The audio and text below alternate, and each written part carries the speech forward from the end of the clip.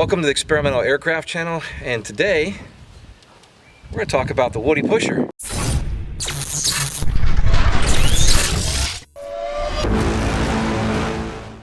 Alright, so today we're going to give you a good overview of this aircraft called the Woody Pusher. It's been around for a long time. It is in fact experimental.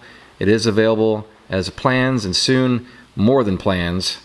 We're going to talk today to Scott and Bob Woods here in North Carolina. So you want to start, Bob, you want to tell us a little bit about the history of this aircraft, who made it and how it came to be?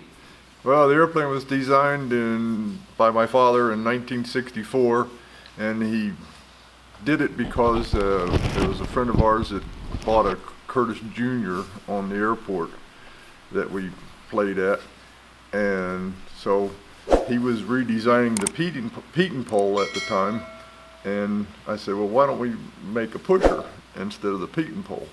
So he actually took the Curtiss Jr. and redesigned it, or designed the pusher, and built the first pusher in 1964. It was a wood fuselage and had a set of Skyfarer wings on it.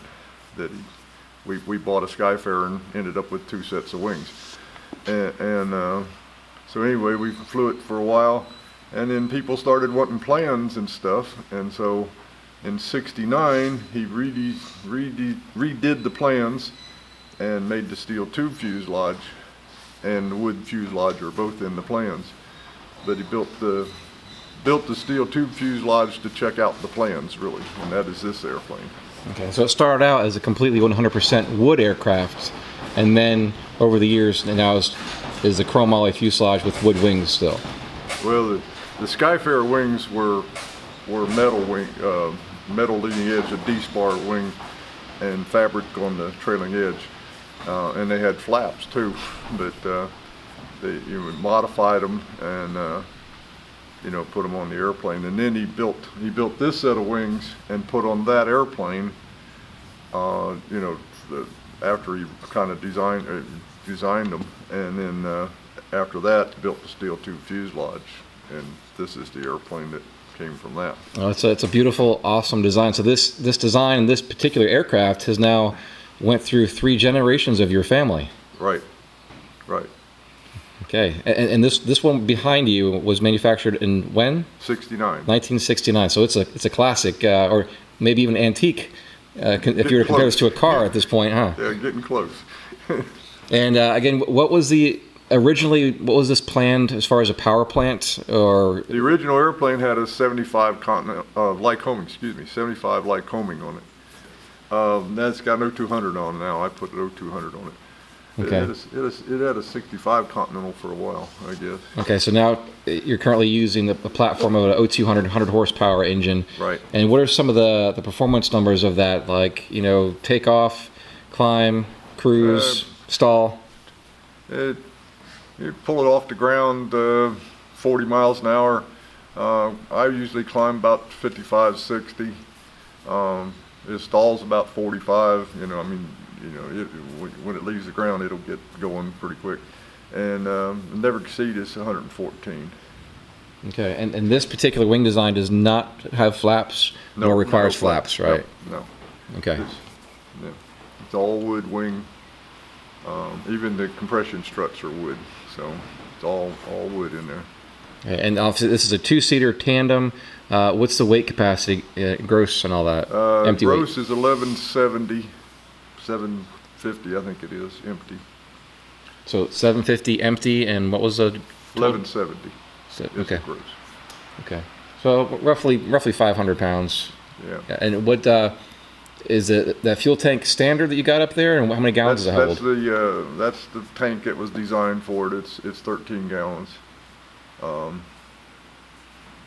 it's a little short legged, with the 0200, but an hour and a half and you're ready to get out anyway. So you got about 2.5 hours total time with the safety, maybe 2 hours. Yeah. So obviously I'll pan around to show the pictures of it, but this is flown from the front seat, correct? Right, front seat only, yeah. And solo front seat. Is that, as a solo pilot, is there kind of a weight limit for a single pilot to be flying, being that it is all the way in the nose? If you've got a real light pilot, you're going to be tail heavy. Yeah. So you might need to fly with a little ballast. Somebody that was 100 pounds or wringing wet, you know, it would be very tail heavy. Now, I don't have any problem like that, but you know, somebody who's really light, you need to watch it there. Okay. And what is the obviously right now plans are available. You've dug up the plans and made copies, and those are available now. What do you want to do with this? What is the future of this? Where do you want to go with this design now that you're kind of wanting to bring it back to life?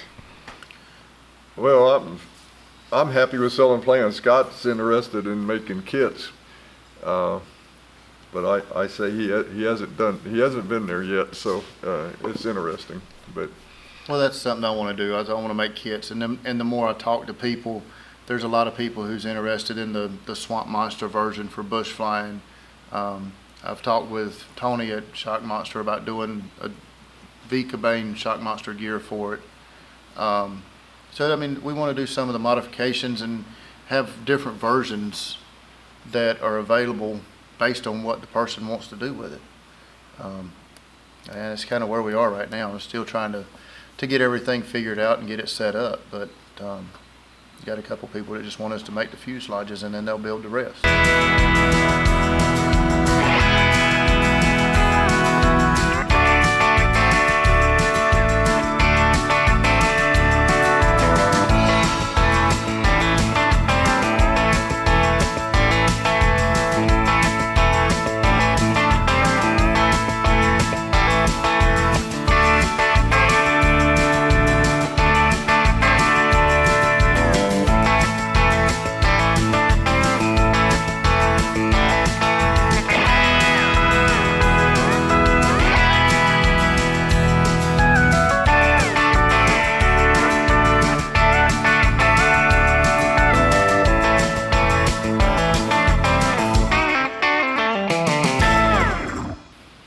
Well, it's a great looking airplane, and the visibility is just amazing being out there in the open like that. I mean, it's truly an open cockpit aircraft. Right. Right.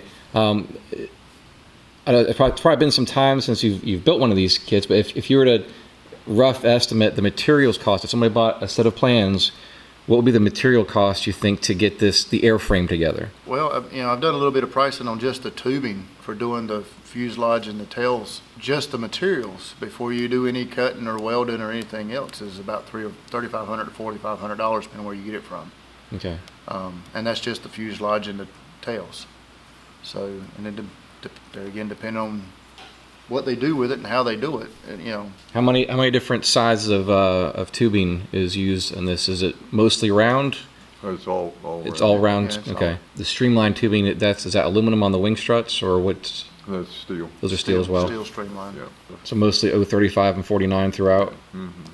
And this can be welded, typical classic gas welding or TIG welded. That's what this one is. It's gas welded. Gas welded. So the wings are all wood. Let's talk about the wings for a second. What type of wood would be used to construct it, and what is the kind of the method or the type of ribs and that kind of stuff in spar? Well, the spars in this are Douglas fir, because that's what we could get. Actually, they're stair tread, Douglas fir. The ribs are plywood with a cap strip on the top and bottom of the rib. You can cut them out, sand them, stack them, you know, and take a fly cutter or whatever and cut the ribs. They're very easy. You can make the ribs real easy. And it looks to me it's a completely square Hershey bar wing, so every rib is the same. Every rib's the same. Yeah.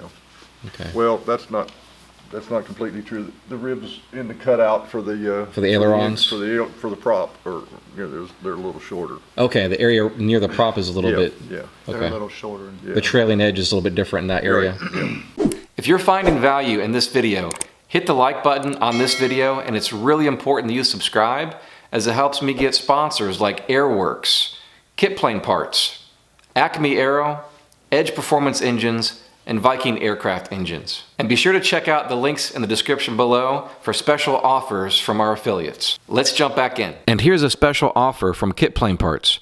Free shipping. Use the code MAYEXPERIMENTAL. Well, talk to me for just a minute, and we'll show some plans here also, but simply, what is it like to fly?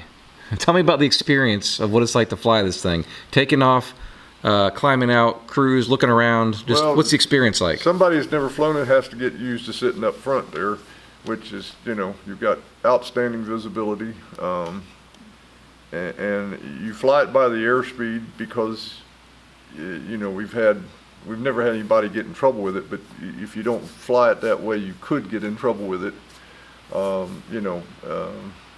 because you don't know the attitude of the airplane if you're sitting there looking straight ahead, or something like that. There's one quirk in the airplane, and that is if you're cruising along, you've got power, cruise power, and you just pull the power back, most airplanes the nose goes down. This airplane, the nose goes up.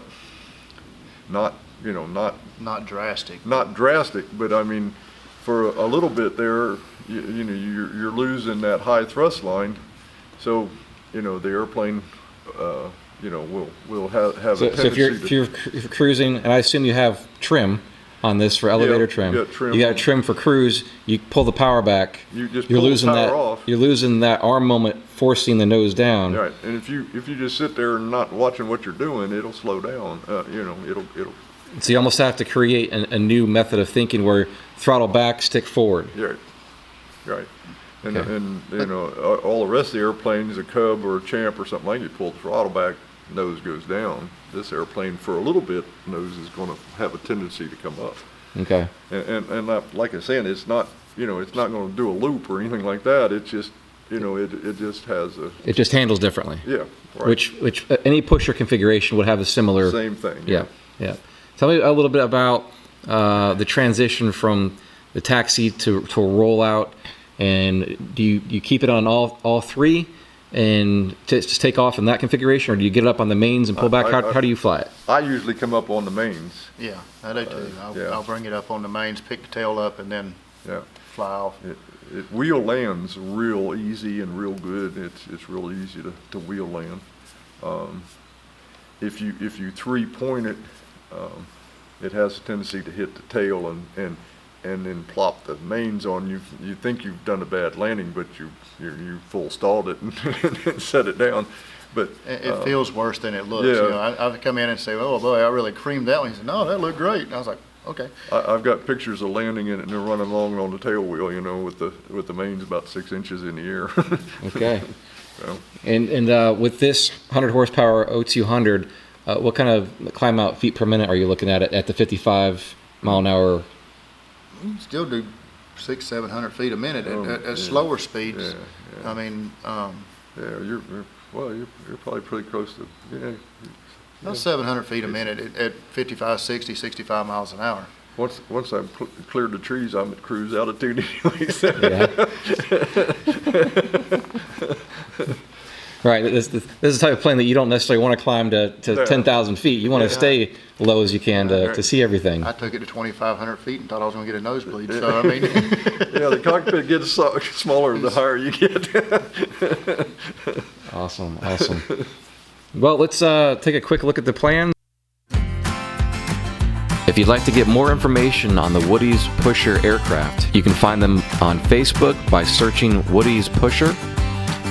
You can also find them on Facebook under Tail Dragger Enterprises.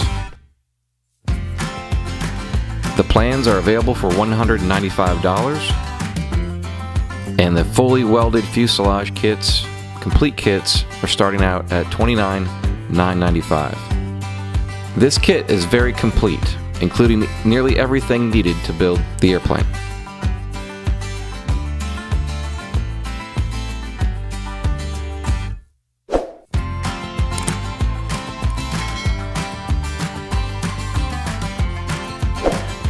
Remember to like and subscribe.